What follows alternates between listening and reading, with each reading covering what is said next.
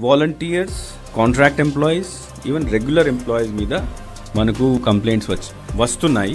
Action has been taken against 46 people, which include volunteers, which include some VROs ఉన్న regular employees కూడా ఉన్నారు, తర్వాత contract employees కూడా ఉన్నారు.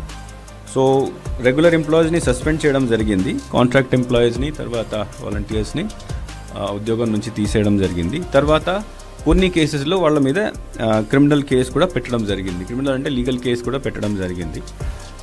రెండు రకాల ఇష్యూ ఉంటాయి దాంట్లో. ఒకటి, somebody goes and participates in some meeting. ఆ కేసెస్లో యాక్షన్ తీసుకున్నప్పుడు సస్పెండ్ చేయాలి, లేకపోతే కాంట్రాక్ట్ పర్సన్ వాలంటీర్ ఉంటే తీసేయాలి. కొన్ని చోట్ల వాళ్ళు స్వయంగా వెళ్ళి పబ్లిసిటీ చేస్తున్నారు. అట్లాంటి కేసెస్ అంటే అన్డ్యూ ఇన్ఫ్లుయెన్స్ కింద వస్తాయి. అది చట్టం ప్రకారం నేరం. సో అక్కడ క్రిమినల్ కేసు పెట్టడం జరుగుతుంది. ఈ రెండు రకాల వ్యవస్థ ద్వారా యాక్షన్ తీసుకోవడం జరుగుతుంది.